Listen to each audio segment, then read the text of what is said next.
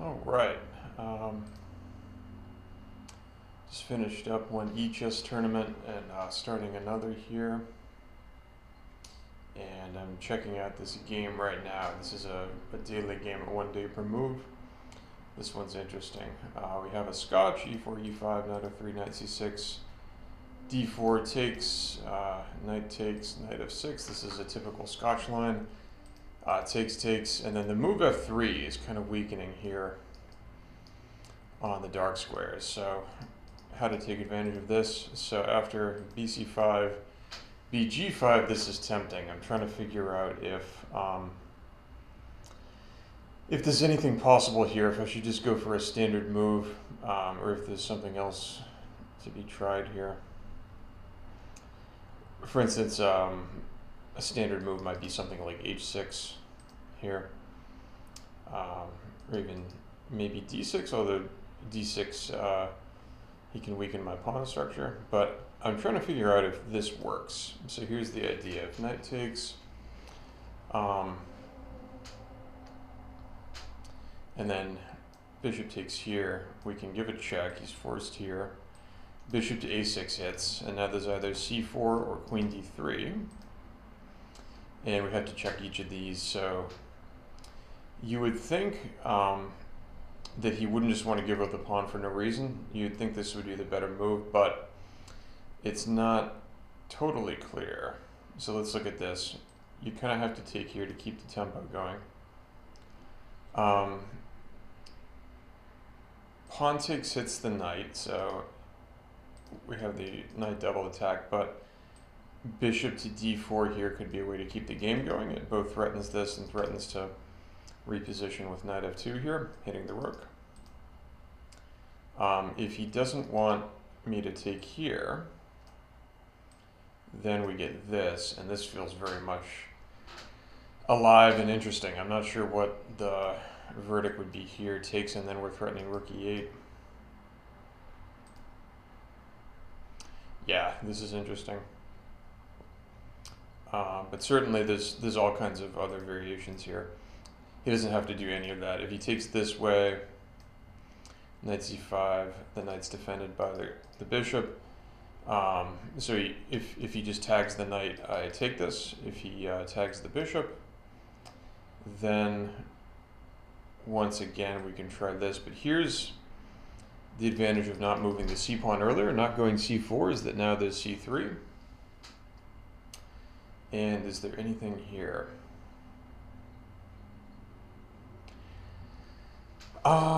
Yeah, I'm not sure if this quite works. So if we get here, it feels like this runs out of gas. I guess we'd have to take this, let him take here, check.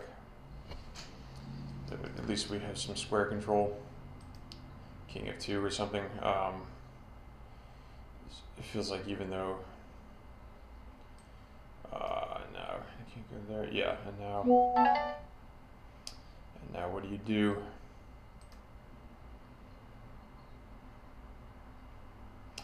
Yeah, so it does feel like the attack here runs out of steam. If he both blocks with the queen, and then if I take this and then he takes with the king, I don't see any way to make progress here, unless there's another move. Knight c5 was the obvious try, but maybe there's something else here. Nah, I don't really see anything else. Otherwise, he'll just take this next turn. So I don't have bd4 here. Yeah, so this might not work. This whole thing might not work. It's very tempting. I wonder if there's some... It's just such a deep line that you wonder if there's another move order somewhere that you miss. But it feels like all this is forcing. I don't know what else you do here. Aside from that, maybe right here.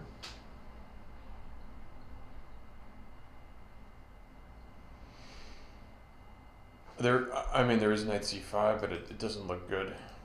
He could even just sacrifice here. You know, something like this. And then take there. It feels like this is totally over. Yeah. That's no good. All right, so yeah, so this might not work. It's tempting. It's tempting to take here. Nothing else really works. Like there's no other way to really take advantage of this. This doesn't work either because he would just be up a piece here, and there's not enough compensation for the exposed king. He can always find a way to block. I always like to look for ideas like this. You know, here in the Scotch, if you have this kind of weakness, you want to try to do something.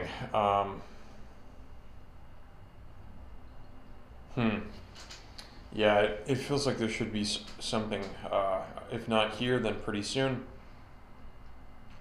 But yeah, maybe just h6 here first and see what he does.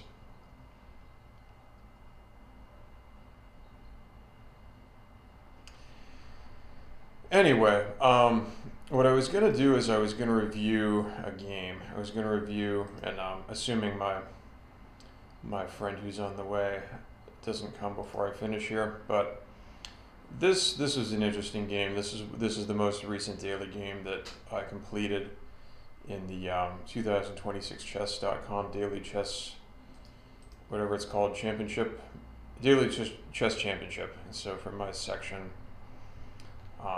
that was actually the final game in this section to complete, and it was an important one for the standings. So let me see how much I can get through of it before my friend comes, and I have to leave. So it started with a Dutch. I have a Dutch Leningrad, BG7, BG5. Anytime you see BG5 here, you always want to think about, so I actually just castled, but there's other things you can do here in these lines. You can always think about if you can go knight E4 right away. He doesn't have to react, but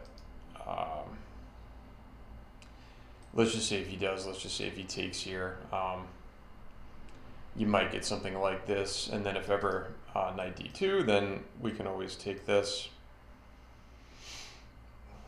And we get this kind of thing. We can even threaten to take here or just go back.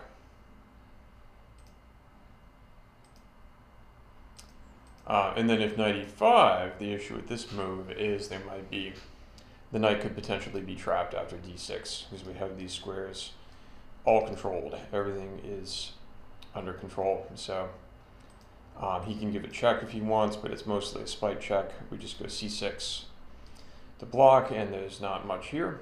What he can try to do is, like, I don't know, he could try to go for compensation by castling, just to open up the open file, but I think after something like Queen C7, it feels like this is pretty close to winning. This feels like he just lost a piece, so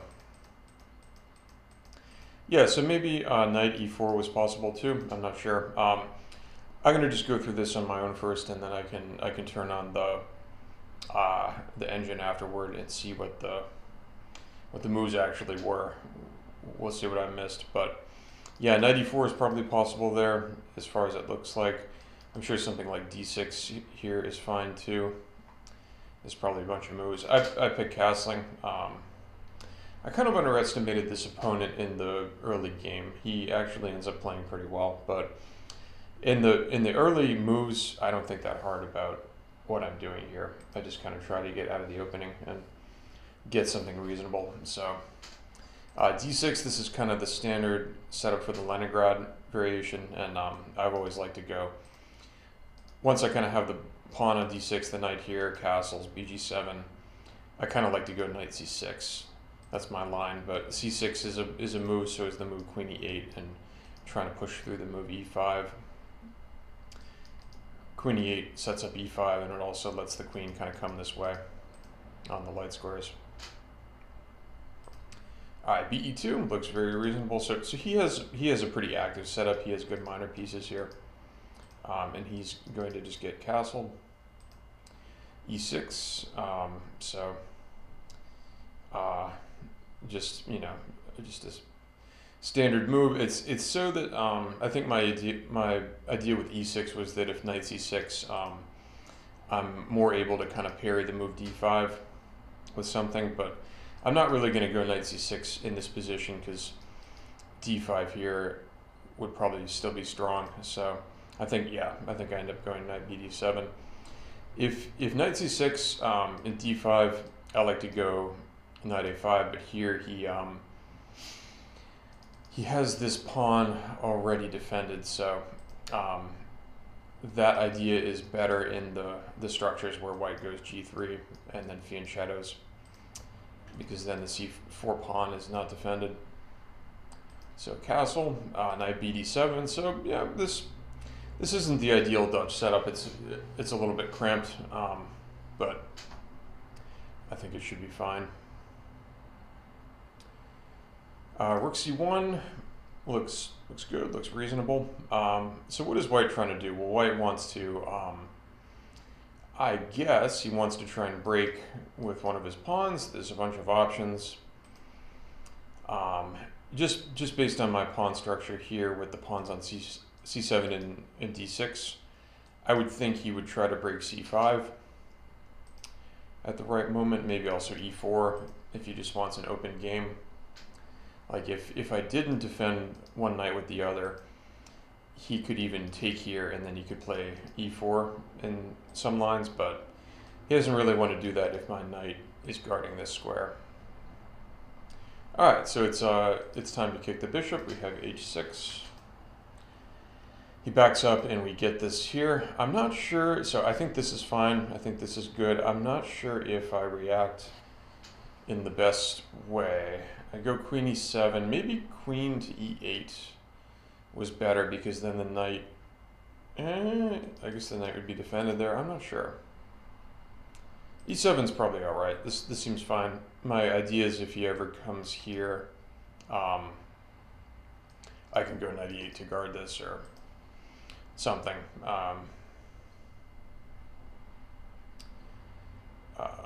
Let's see, queen b3. So he, this is just a move. He makes space for the rook d1, kind of targeting this if I move my bishop, and also maybe there might be some tactics on the light square diagonal here if he ever gets off c5 or something. Knight h5. I'm not sure about this move. It feels loose, but because of this, but I'm not sure if he has any way to really take advantage here. Let's look at that, actually. Is there anything he can do here?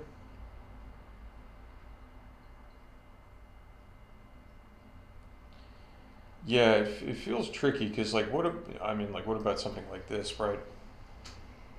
Knight e5, and then if I take here, he gets this. This might not quite be enough, because I can actually take with check, so... and then I'm not unhappy to lose the exchange here. Something like this is not that bad. This looks fine. So, but he doesn't have to go there. You could also take this way. This looks fine though. Once again, if I take here. I don't know. There's no way to really exploit this yet because he doesn't have this open, I guess. Let's see. If he ever goes here, I can play his Wishinzug too, so. Yeah, it doesn't seem like that's working for him. But this also feels, it doesn't quite feel like the doesn't quite feel like the right move. I wonder if maybe this is where, so in the game he goes knight b5.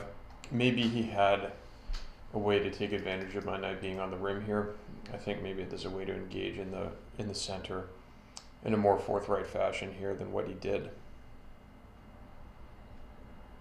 I wonder about c5 here, hitting this. It's here, yeah. I guess he still has to take this, but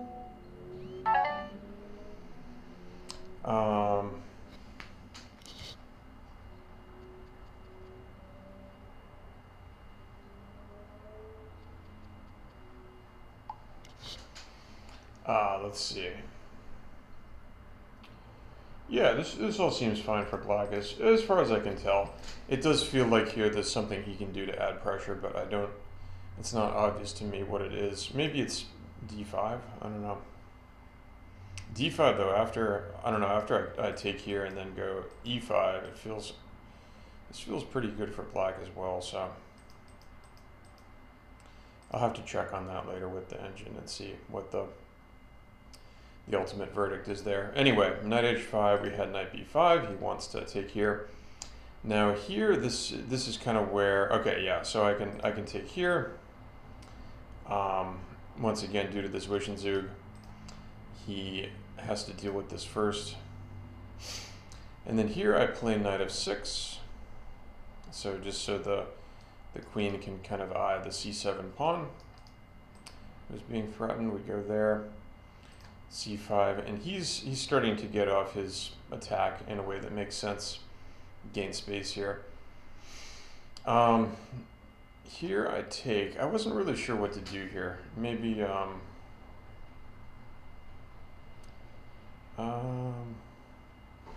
I didn't want him to really open this file and then get, you know, rook c7 or something in down the line, knight c7. So I felt like it's best for me to break the tension first and take there.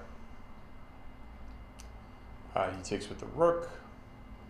Here I play knight d5. I was wondering what the correct move was here. If it's knight e8 as well, could make sense to defend this, or simply just something like, I guess maybe c6 here could be fine as well. Yeah, c6 here looks like it would be reasonable too. I don't see why not.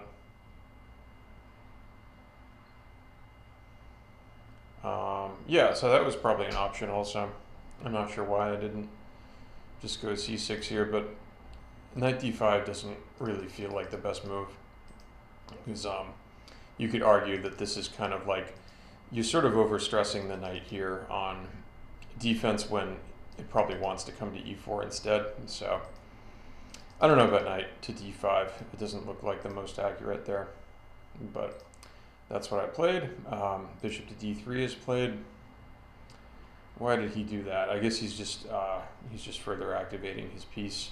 He might go e4 at some point.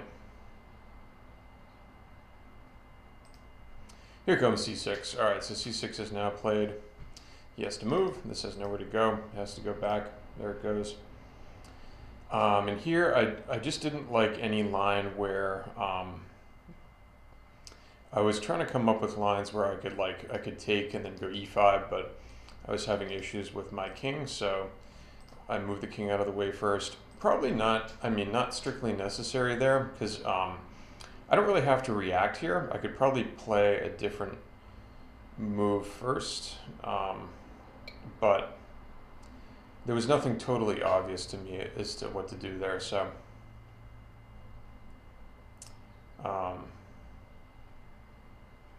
I'll have to look at that after too and see if there was something else there.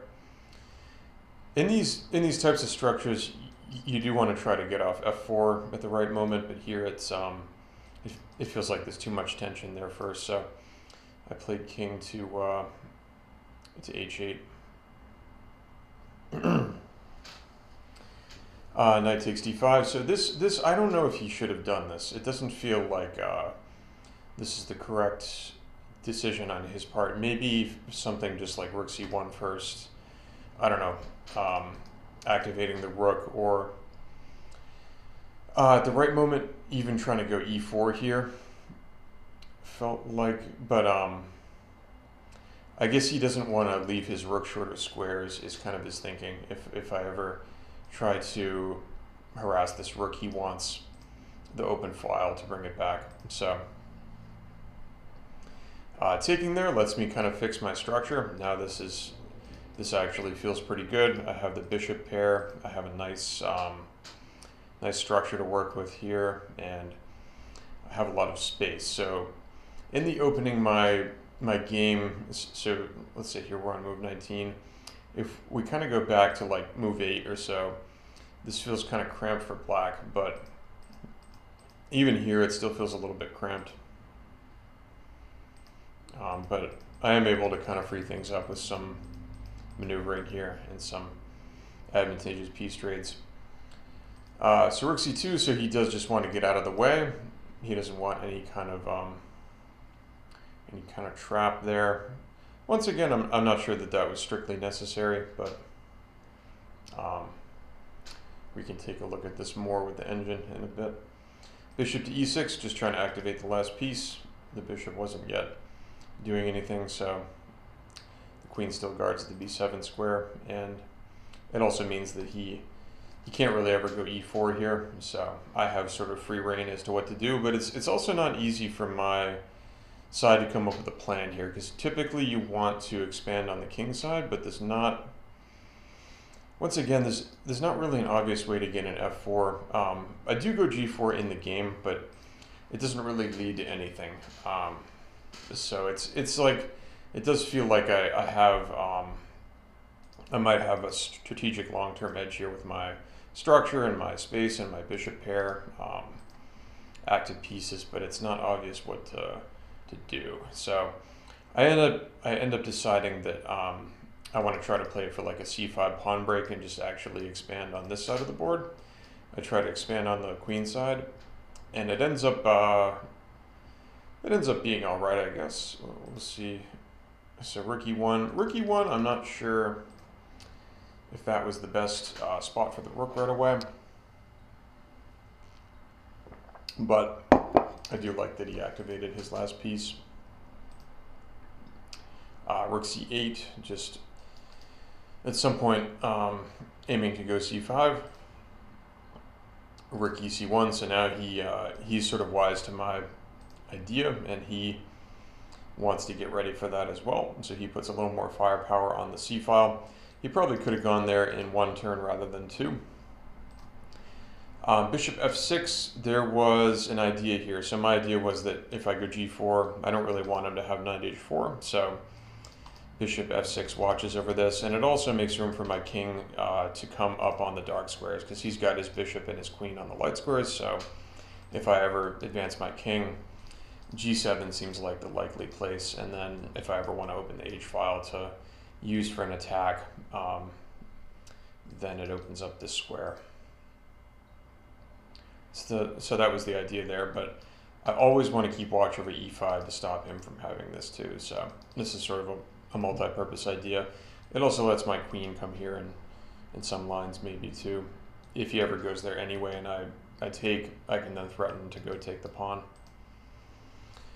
Rook e2. I think, I don't know, I think it's just kind of a waiting move. I'm not sure what the idea was there. Maybe I think maybe he wants to be able to bring this back. I guess, I don't know. Kind of hard to make sense of that one, but yeah, the point seems to be to open up squares for the bishop, or actually for the queen too, so just opening up some avenues here. In the absence of any better plan, I'll have to look at this later and see if there was something better here, but in the absence of anything better, I thought, let's just go g4 first, so I'm not always waiting around to see if what he's going to do with this knight. Let's just force him to pick a square first. I think he makes the right choice and goes to d2. It certainly feels like the right move, at least to me, just to keep the knight on the board. He could have, I guess he could have tried to play something else. I mean, this might be playable. And then if I take here, the issue is I don't know if I can take this right away because I don't really want to hang b7. So that also might have been tactically justified if he wants to go to h4. And then let's say, I don't know. And then he can just go g3 on the next turn. So that may have very well been possible. If I ever try to maybe go b6, yeah, let's see, he goes here.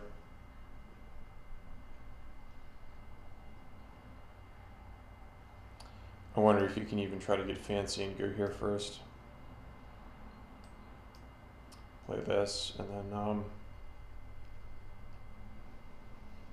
and maybe then go here, something like this. I don't know. I'll have to check this later with the engine, but it feels like maybe white doesn't even need to care about this pawn. He can still keep on attacking. So interesting. Yeah, that was an interesting line. He can try to coax me into going c5 on his terms at some point. So yeah, knight h4 might have been possible there.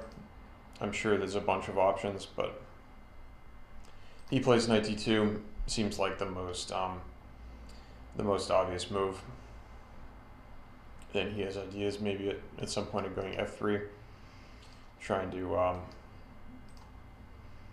open things up on the light squares.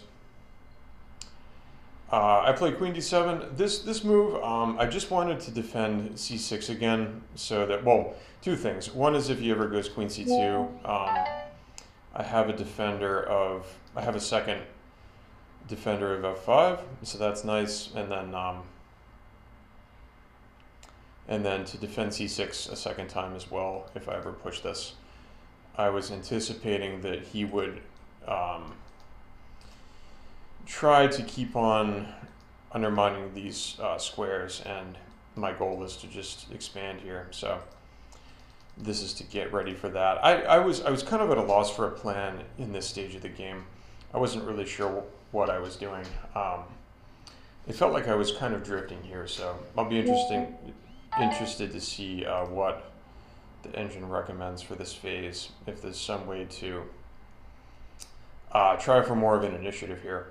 So he goes queen a3. He just wants to harass pawns. Also if I blunder and if I ever move here, he can spy this too.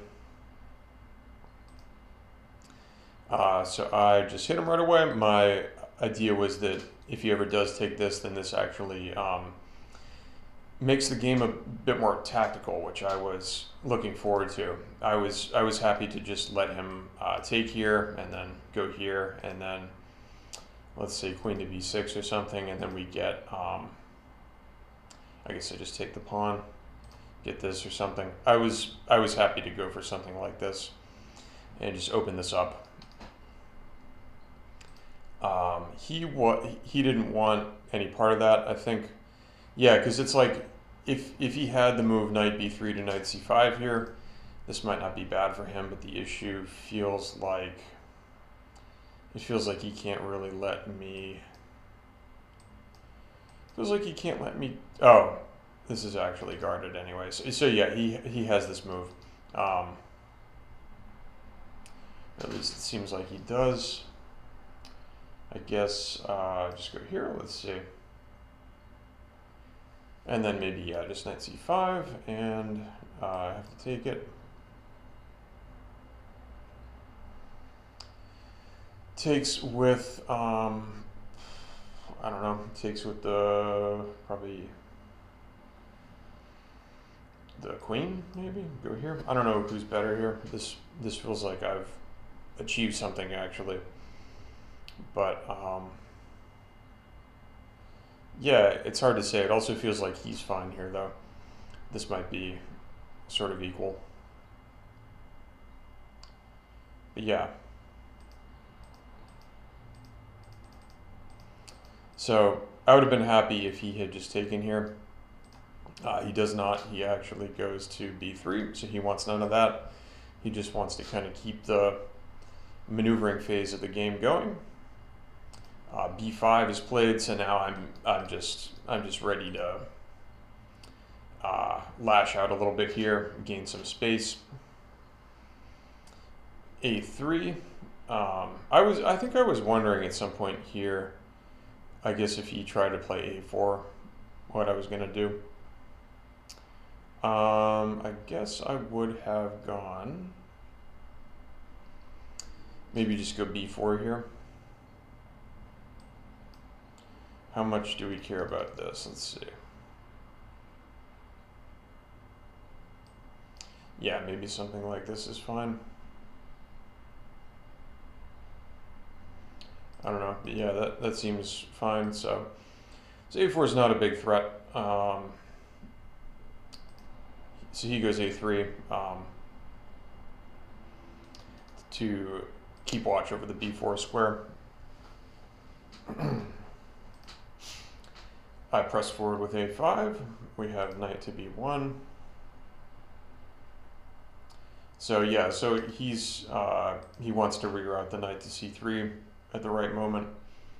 He has to watch out for any tactics, because if he does this at the wrong time, I might still go b4, but he wants to do it at an opportune moment and potentially take advantage of some weak squares in my camp as well. And it also lets him go rook c2.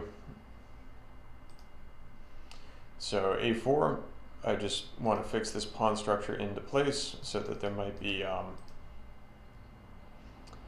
just fix the light squares, and then I can expand on the dark squares at the right moment here and open up things at some point for the bishop pair. This bishop on e6 is obviously not the best piece. I mean, right now it has to, we have f5 over defended, but at the right moment we'd like to find a way to free up lines for that bishop too. He's my worst piece right now. Obviously the knight on b1 is the worst piece for white, and it actually ends up being an issue the entire game, is this knight. He doesn't really find a good way to get it active again. So c5, I just figure let's just open this up. Let's just get things moving. I have the bishop pair. He has the kind of the bad knight, and his pieces are a little bit awkward in a sense. He's also sort of down a pawn here with the double pawns. So it just felt to me like the right time to open things up. And this also, at some point, we might be advancing further. So he has to kind of get ready for the pawn advance. I think he plays the right move. He just takes here first. It seems like the safest option for him, not letting me use that pawn for any further mayhem. I take with the rook, so we gain tempo, and we prepare to double up. Rook d1, here comes the doubling of the rooks, so now there's some tension on the c-file. He has to do something about it. He trades off a pair. I take here because at this point I always have to watch over the b5 pawn. So for the minute, or for right now, I want to kind of over defend it. I was wondering sort of all throughout this sequence. I think starting right here, like what happens if he ever goes knight c3. This is not, it was not so obvious. I think there were lines where I was threatening, or I was thinking about going b4 in some cases. I think I was trying to go d4 in some lines. I think even knight, I think bishop to f6 was an option here. I looked at a bunch of stuff here during the game. This is a point where I stopped to take some time. Here you can see that I took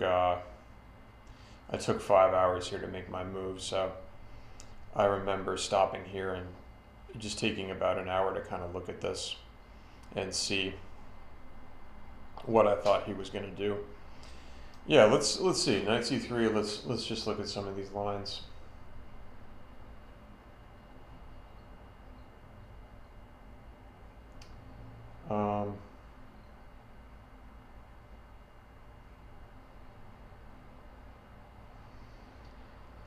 Yeah, because here the issue with b4 is that this hangs. So it feels like that's not working. We don't want to really allow this right away. So that's no good. If we go bishop to f6, what was he going to do? I had sort of mapped this out in great detail, but I don't remember what my conclusion was here. I think maybe he just goes rook c2 here anyway. Something like that. And then d4 was always kind of lurking as an option here, but doesn't really seem like it. I don't know. Actually, maybe you can play it. Yeah, because he can take. And the issue is it doesn't really work if my bishop is loose. So here, if I can't really take back and then threaten something right away. Some of these lines, hanging the bishop might have worked in some of the lines where the bishop is on c5 here. if I can retake this way. So I think I was looking at this before when I was thinking of what to take back with here. I think I was looking at some lines where I can take this way and then try to go d4 and set up something. This is the idea. Yeah, but this didn't work for other reasons. I think this is where knight c3 was an issue. So I took with the rook specifically to overprotect b5 because of this line right here. Knight c3 is hard to meet here, actually, because there's just not really a good way to guard the pawn. So really you have to play like rook to b8 here or something, but you want the rook on the c file here for some sort of tactic, so you don't want to be forced into a defensive posture here unless you're gaining something with b4, but once again a4 would hang. So I think that was why I decided to take with the rook, and then this I think was the right way to play it, because here knight c3 is not so much an issue. I think if knight c3 I can probably proceed with something like bf6, which I think I end up playing bf6 in the game after not too long. Alright, rook c2 was played. This is where I did just want to get rid of this pawn weakness and finally open up my light squared bishop. It felt like the moment to do it. Nothing of mine really needs any further defense right now, so it seemed like the right time to go for this, just to free up the game. I was even prepared to sacrifice a pawn here in some lines to open up the board for the bishop pair.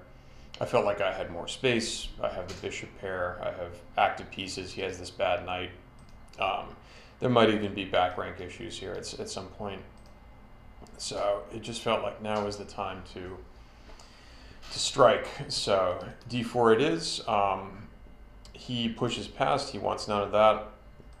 It was interesting if he takes here, because now after rook c2, this is actually what lets me do this. So if his rook is on the e file, I can't really go d4 because the e6 bishop is loose after he takes. But after rook c2, now I don't trade here. Now I take the time out to go d4. So this is the precise moment where I felt like d4 worked.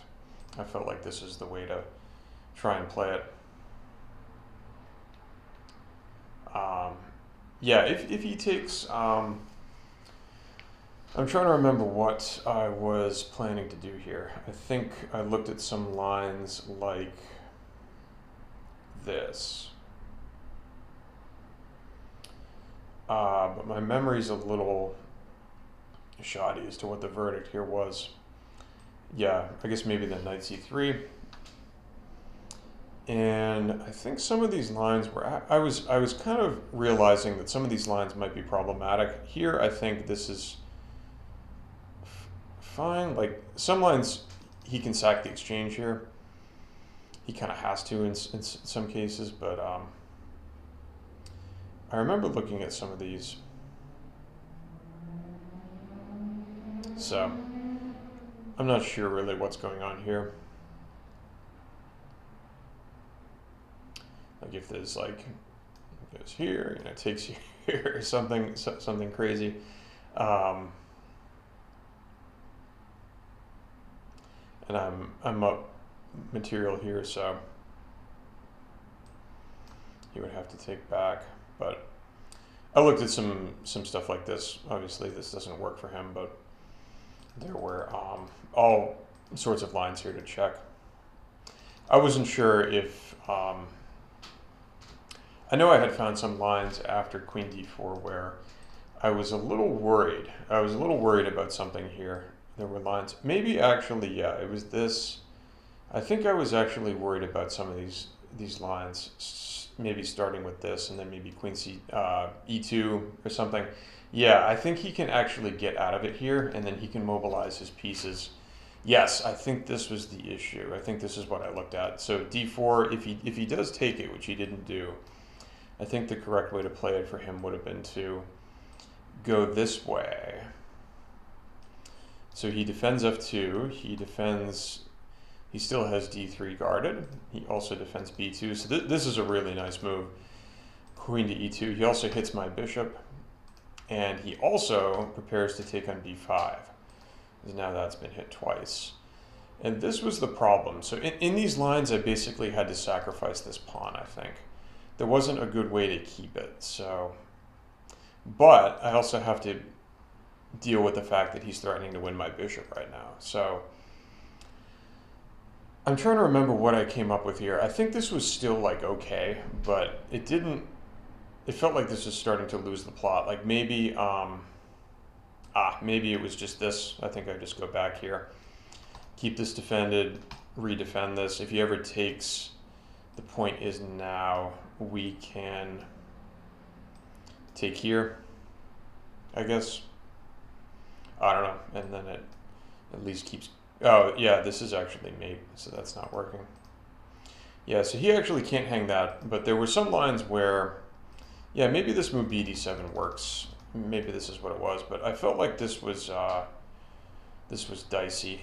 Maybe just knight c3 here, actually. And then he's able to get fully mobilized, and now it might be him who has threats, because he can threaten to take here. b4, I guess. As long as I keep everything guarded. But yeah, there were also ways for him to try and attack my king side in these lines too. So interesting. I'll have to look and see what the proper line is after taking here. But that's not what he did. He didn't want to go for that. I guess he wasn't sure if the tactics would favor him or favor me. So he pushes past. But he also allows me to win the exchange here, which is not a big deal for him. He can actually give this up, as we see in the game, and he gets pretty good counterplay on the light squares, starting with the right move. I think this is the right move to play. Pawn takes here. Bishop takes c2. B takes c2 is forced. So we get this. So once we get to this position, he's down a pawn, but obviously there's some weaknesses. This is weak. This might be weak at some point. It's my king now that's a little bit weaker. It's also not clear if I will be able to get anything off tactically right away. So my plan would be to double the heavy pieces on the c file at some point and try to hit both the bishop on c2 and the c1 square to try and go for the back rank, but I can't do that right away because I will hang d4. So I can't hang this with check, or it'd be too much. If he's able to retake this pawn, then I have issues. But if otherwise, yeah. So anyway, I go bf6. So that's just to guard this pawn so that my queen can now go to the c file, double up. He's not threatening to take here right away because this would hang, and he doesn't have any. He doesn't have sufficient chances if he sacrifices the bishop, so he can't do that. So he comes up with the right move. I thought that this was a strong move here. Just move that out of the way first. Now it's not hanging, and it also keeps the knight guarded, so that if he ever, say, moves his king out of the way, at some point he doesn't have to worry about me chasing the knight, as long as he has the bishop here. And it also blockades my pawn, so this is just a nice multi-purpose move. And he renews his threat on the g4 pawn. So hence h5. So now the pawn is defended again, but now my king is wide open here. So he immediately tries to take advantage of that and threaten to jump in here. King g7 stops that from happening. It was a move that I was probably going to play at some point anyway. And my friend is here, so I'll pick this up a little later. And we'll look at the engine's line. First, I'll finish out the game with my own thoughts, and then I will turn on the engine and see what it has to say as well. So, interesting game so far.